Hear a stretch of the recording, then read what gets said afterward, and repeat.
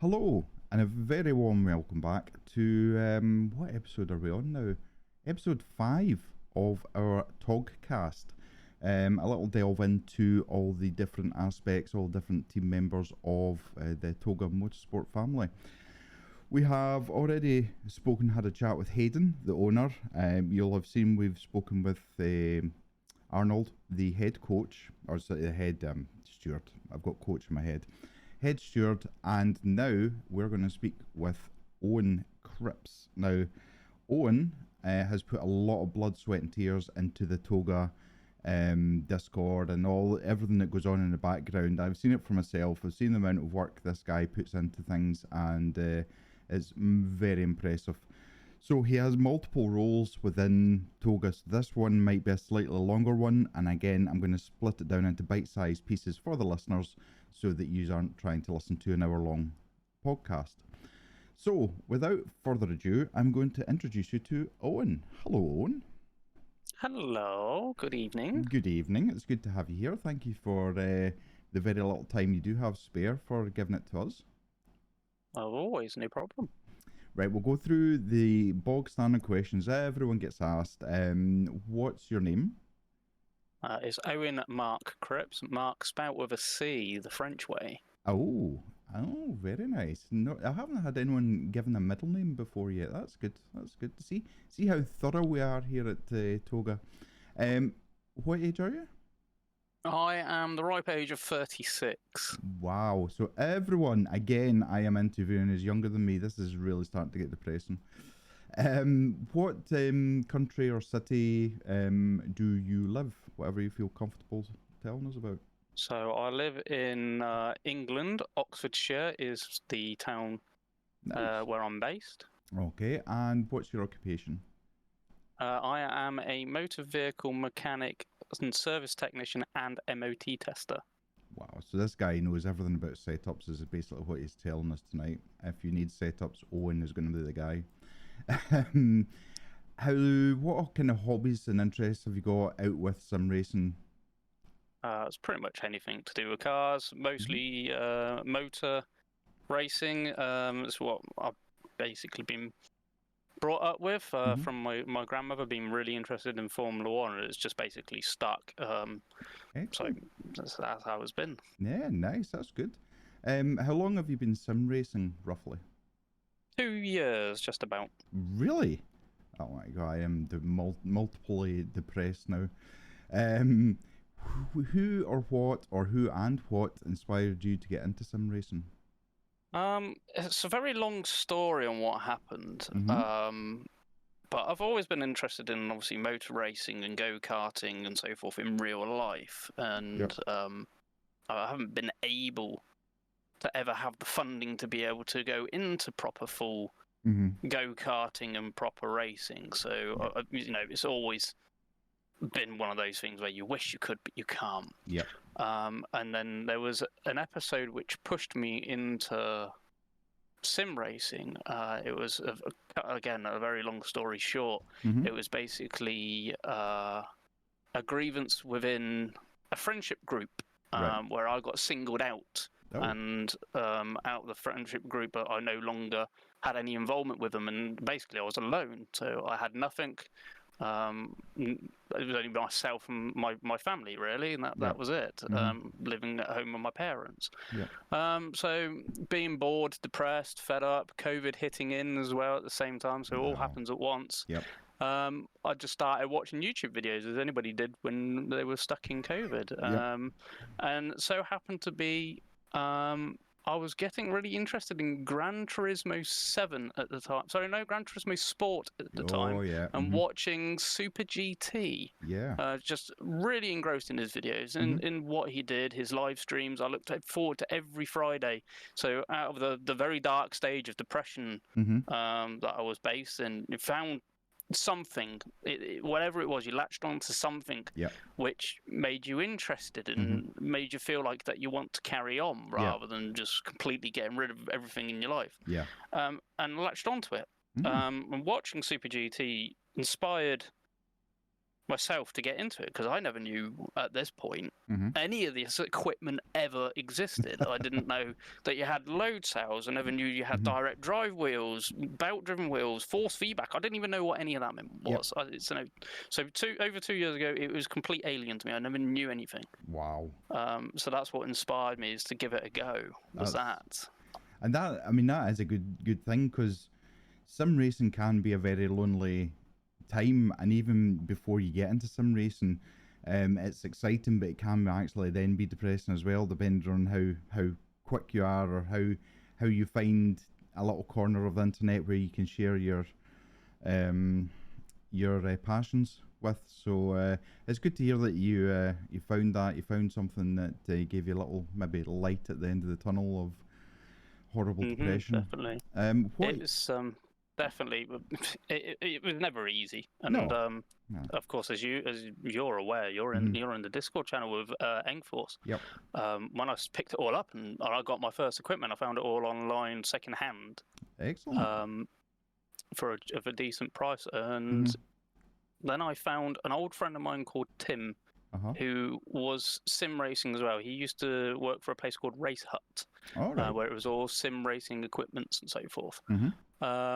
And I found him through Facebook. He was starting up a team. I joined his team, and that's where I found Rob Keane, who everybody loves, the Welsh Rob Keane. Yeah, we all love Rob. And from there, we then found Suds, which is a Canadian friend, and he introduced us into Engforce, where the sim racing started on Project Cars 2. Wow, that was a good game. I enjoyed Project Cars 2. Was never very good at it, but I enjoyed it. That's pretty interesting. So you did touch on equipment. So what equipment do you have at the moment? So I've only ever had 2 wheelbases, and I'm on my second one now. So my first one was a CSL Elite. So it was basically straight into the deep end of the good equipment. And I've upgraded probably about 9-10 months ago to a CSL DD. And I've gone through 2 sets of pedals. So I started off with the Fanatec V3s. I've now upgraded to the Heisenvale Sprints. Oh, and are you enjoying them? Oh, they're amazing. Yeah. Are they hydraulic?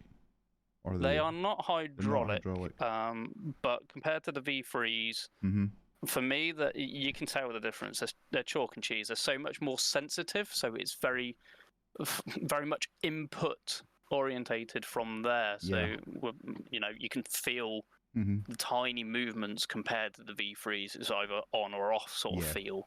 But with the Sprints, you can feel it, and even through shoes. So as I wear shoes, a lot of people don't, but I do.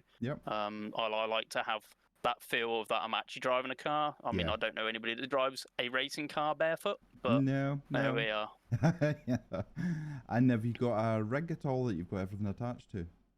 I do have a rig, yes. I have no idea what brand it is, I'm afraid. It doesn't matter. Possibly an Evo, but I'm not sure. It's old. That's all I know. But it's aluminium. Is that right? It's aluminium, yeah.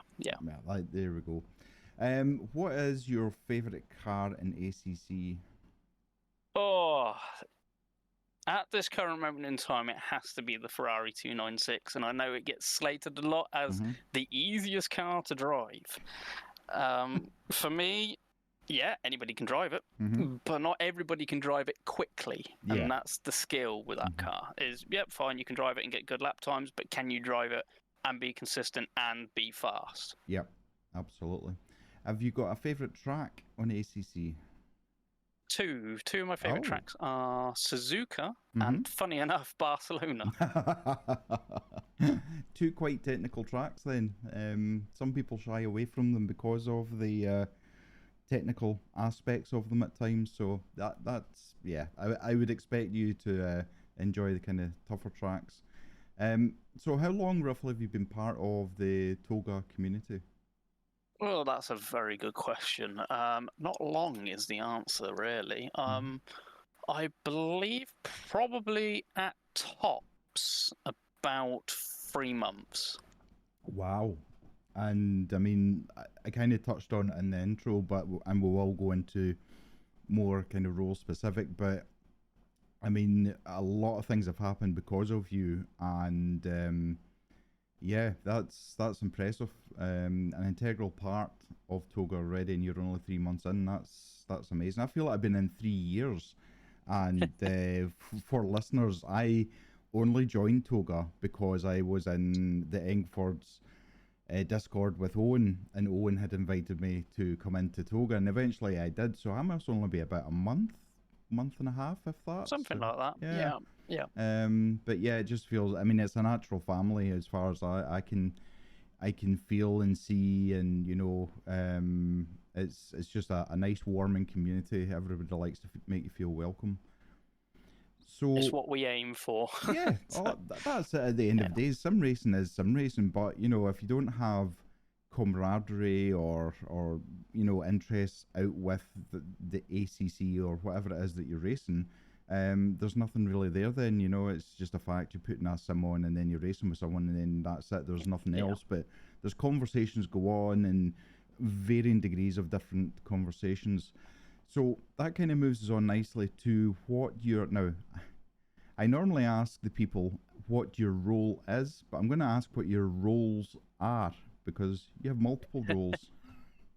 Well, it's a very difficult one because I never really got told what my roles were, and the conversation with Hayden when I first spoke to him after doing one race and realising that the stewarding's not particularly very good. Not on decision making, but more to the point of the aspect of the penalty decision making. So what they would receive, and it was quite clear that they're a very good community and they have fantastic ambitions, but not necessarily the right foundations and infrastructure in place at that time to be able to do anything. So I offered Hayden my help. I said, look, if you need help, then I've got experience with stewarding, I have experience with programs, and I have experience with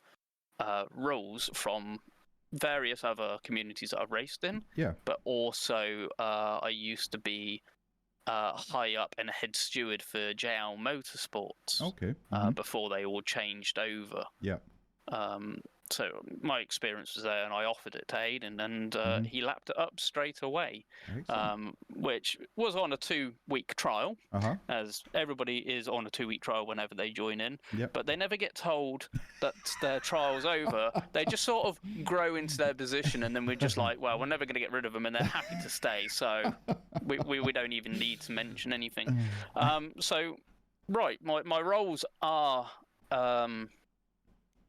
Basically, make sure that everything runs as smoothly as possible with the rules and regulations of sim racing in TOGA, which is not an easy task at all. So the whole rule book, which was written before I turned up, was okay, but there was a lot of loopholes. So I tore it completely apart and rewrote a whole new one, which does get updated every now and then whenever we discover a problem. So we can, and it's in there to say that it can be changed at any point, and it's up to the drivers to notice these changes and reread the rules if necessary. But we obviously do let people know that the rules have changed during the race briefings. We're not complete utter horrible people where we don't tell you these things. So that's one of my roles in there. I moderate obviously the Discord, so I make sure that everything's in order. I set up the roles in Discord with a little bit of help from Hayden. I have been teaching him because when I arrived, it was best described as all over the place. So people didn't have the right roles for the right things, and people could see some of it but not all of it. People could type in places where they shouldn't be able to. So to set up the permissions in Discord is never an easy task. And when you've got a Discord channel that's got in excess of over 1,000 members, and you have to redo all of that and sort out all of the new permissions and everything, and which got done within 3 days roughly. Excellent. So it was done as quickly as possible. You then have the problem of going through all the old members that were already there before the new ones joined, of sorting all of their roles out so that they've got the correct thing. And that was me and Hayden was sat there for, I think it was 3 hours going through over 300 pages of members to sort out their roles. So yeah, that was my other role in the Discord, and basically stewarding and just make sure that everybody's happy, and we listen and make sure that if we agree that the changes need to be made, we action it. And I talk to Hayden to make sure that they're done, and I run past everything with him first to make sure he's happy, because at the end of the day, it's his Discord, it's not mine. But yeah, and to be honest, when I first joined, who knew that me and Hayden would be as easy to get on with, which I never expected. It was literally just an instant vibe that it would work. Yeah, absolutely. But he was down in the dumps about things, especially after the endurance race, on how things went. And he was at the point of where he thought, I might as well just give up and this, that, and the other and move on. And, you know, that was a down point for him. But I'm just glad that together we've been able to redo everything and basically put his faith back into what he's created, which is, to be honest with you, incredible. It's utterly amazing. I'm just looking at the moment. At the moment, there's 1,610 members in the Discord, roughly. So, I mean, that's just, it's the biggest Discord I've been in, that's for sure. You also forgot your last role that you've got, which is what we're going to kind of lead into. So, wow. the main role that a lot of people listening will hopefully be interested in is driver coaching.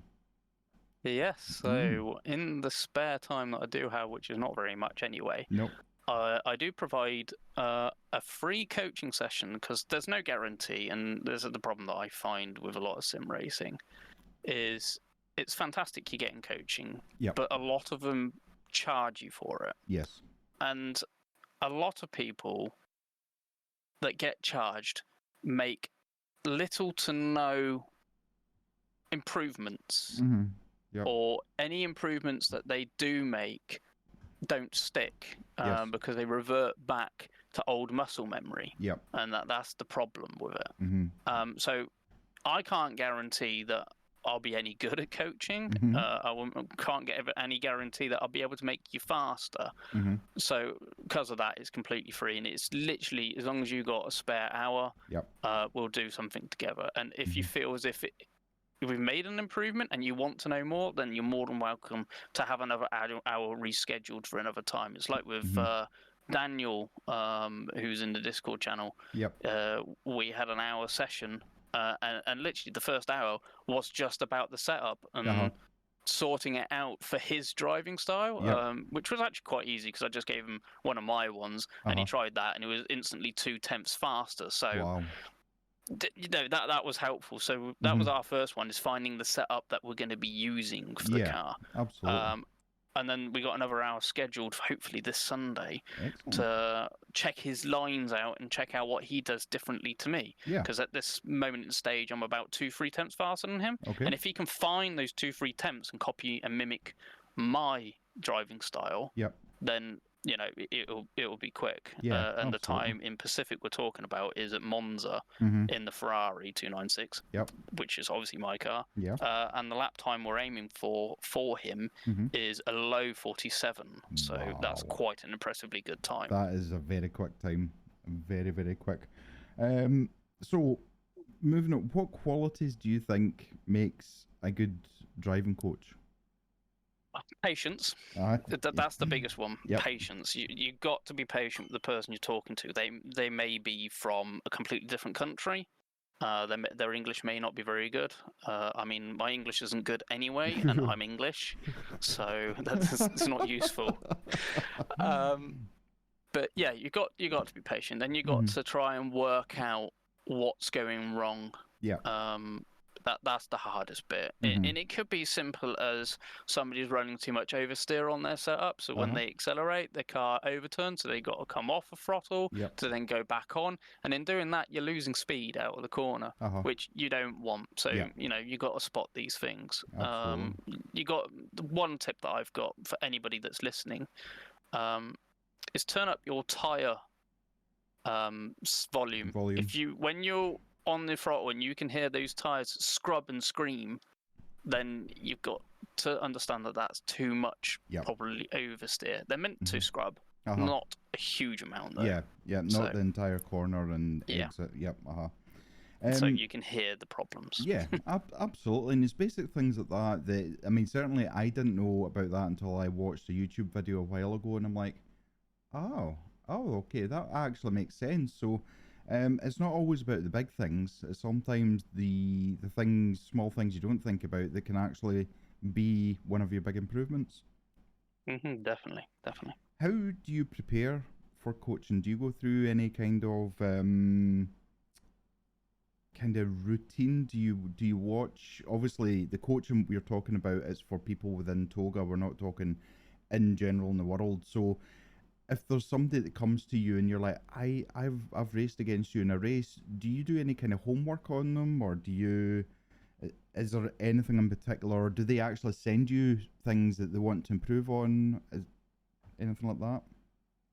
Well, it's pretty simple with coaching. Anybody that wants to improve on anything always tends to be lap times. It is, I want to get faster. That's their answer, and that's a very good answer. To be wanting to go faster.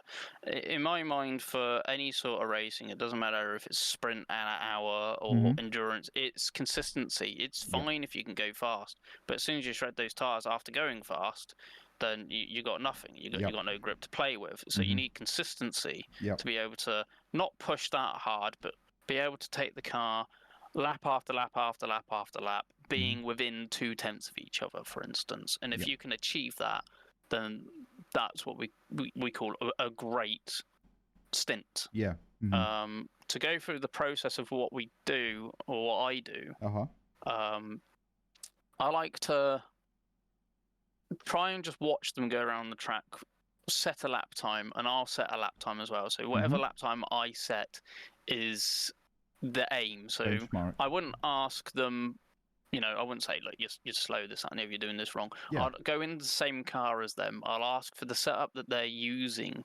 because I may not have a setup for the car that they want. Say, for instance, the Lamborghini, I've got 0 setups for them. But I'll ask for theirs, so that we can work together, and I'll set a few laps while they set a few laps. And then after you've set the laps, you then notice who's faster and in what sectors. So there's 3 sectors to a track normally. And you find out which one that they're the slowest in, and then you review the replay.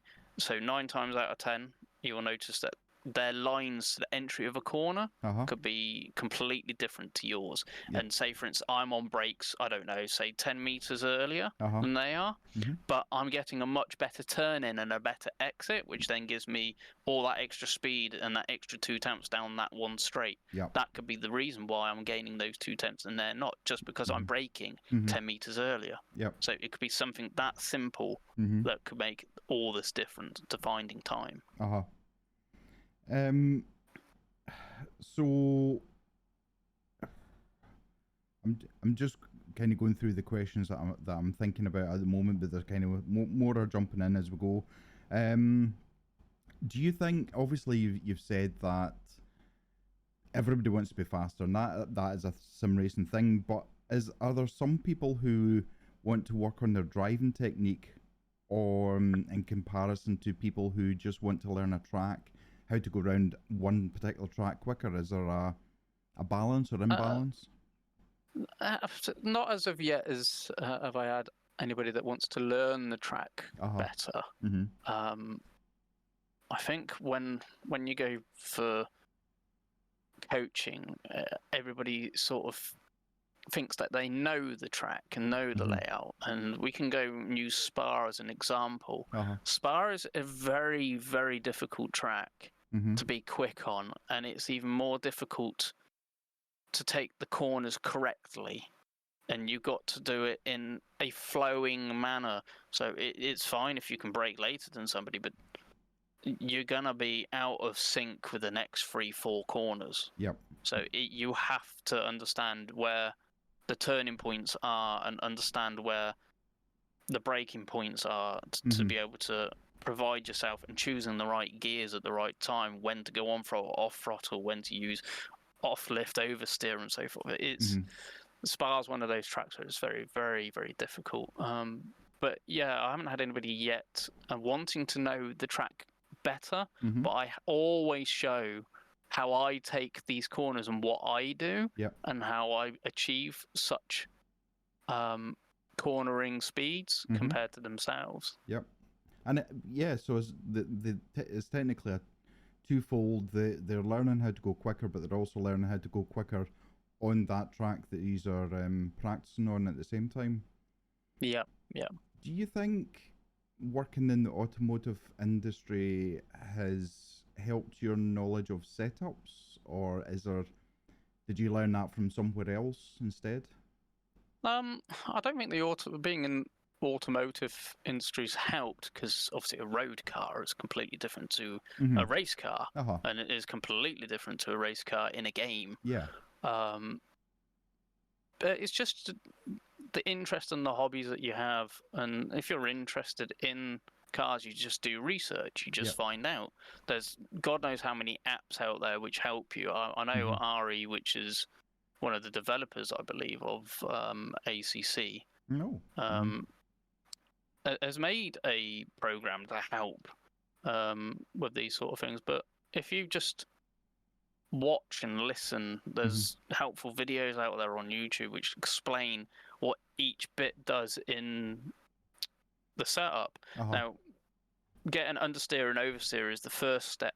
And then after that, it's the balancing of the car and understanding and trying to understand what each bit does. You just got to find the information out for yourself of what happens if I tighten the anti-roll bar on the front, what happens if I make it looser on the rear, and does it make this difference, that difference, soften the springs, and it is literally trial and error, and just finding the information out yourself. And Tippy's come to me and said, I don't know how on earth you know all of this stuff and everything like that. And it's just as simple as, just don't be scared to try. I didn't know any of this 2 years ago. And just over the 2 years of trying, I've wanted to give up, and thought, when your lap times are 2 seconds or 2.5 seconds slower than the top guys in the world, and you go, oh well, sod this, it's too slow. But you just get back on it, just take a break, have a couple of days break, get back on it. And lo and behold, today, as it stands, I'm averagely about a second behind these top guys, which are competing against each other. So for me, that's the closest closer than I ever expected I'd get within the time frame I've been doing this. And are we talking like alien drivers, not necessarily TOGA drivers, or we're talking like Jardia, Boothby, Malinowski, so forth, the top guys. That is impressive to be that close. I know a second is in some racing is a huge gap, but to be that close to people who, because the likes of Jardia, he's been karting, he was a race driver when he was younger. He's been involved in this whole sim racing, real life racing for, I don't know, 20 years, and something like that. Something like that. In 2 years, you've come in and you're just a second behind these kind of guys. It's mighty impressive. You really should be very proud of where you are. And every day's a look at how to improve. Is there any particular one of the very fast esports drivers that you look at for tips, or look at to review their videos to see, like, as you say, are they braking slightly earlier, or are they on the throttle quicker? Yeah, as always, you always watch videos, try and work out what they're doing differently to you to find the time. So I watch a lot of Jardia's streams and end up falling asleep during them. Sort of like, after doing all my busy days working and helping out at TOGA and doing the stewarding and so forth, I'll climb into bed and whack on one of his videos, either on a certain track that I'm trying to improve on, or just in general just have it on because he's just uploaded a new video. And it'd be some case I'll watch as best as I can whilst falling asleep. But you'd be surprised how much you can learn. And the one thing that I did learn by watching his videos, you'll notice that he uses the brake and throttle at the same time to try and balance the car to get it to go around a corner. And that is so difficult to get right. And you always end up trying to brake way harder than you need to start off with. And then as soon as that happens, you spin out and everyone's like, oh, this is crap, I'm giving up on this.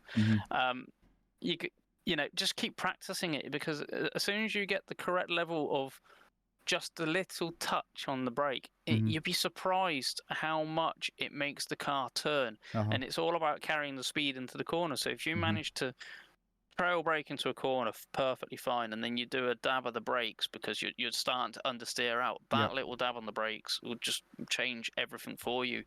And that's how to get faster. The difference between myself and Jarger is, as you say, he's been doing it for many, many years, and he's perfected that style. Which obviously I'm getting there, but I haven't yet perfected that style to his level, obviously. But yeah, it's just practice, and practice. And I've only been using that technique in the Ferrari 296 probably only maybe 8 months. So I've only picked it up 8 months ago. That's, again, very impressive. I was doing some practices around Imola just to improve my driving technique more than anything, and one lap just coming into the last chicane, I only realised after coming out of it I was doing the kind of both pedals at the same time, and I didn't think about it. It's not a conscious effort, and then I couldn't do it ever again, and I'm like, what is going on? And as you say, it gets frustrating, and then you're like, I've had enough. And then, give yourself a break, go for a walk, or do whatever you need to do, come back when you've got a mindset again, and then, just go for it. Yeah, 100%. 100%. Have you had any coaching yourself in the past since you picked it up? Not since I've been doing this coaching, but obviously I've had coaching from somebody that I've met in real life. Right, okay. And he does... He's grown from the first time I've known him in the sim racing world, from a sim racing guide to being really, really, really quick. We called him an alien straight away. And he's quicker than me. And he's now. Last time I spoke to him, but I haven't spoken to him for a while, to be honest. He was in an esports team, so he's made that leap. But I got a little bit of coach from him at Monza, and he showed me basically what I'm doing wrong compared, and all it was mostly to do with steering angle turn. How when I try and be as smooth as possible, or I used to be try and be as smooth as possible into the corners and smooth out. And it goes back to the Jackie Stewart style of the nice flow and smooth and steady in, move smooth and steady out. You fast in, fast out, slow in, slow out. Was the same thing. I probably said it the wrong way around, but never mind. But it was the simple case of that it's not real life, and as it's not real life, you can throw your steering wheel to the right and then throw it to the left, and that quick change and transition doesn't upset the car as much as you think, and it does gain you time, and that was the sort of thing that I've learned from him. That don't be scared to change direction in the car as quickly as possible. In some corners you can't do it. But you have to trial and error. And that's the only way you learn. That's interesting. So it is.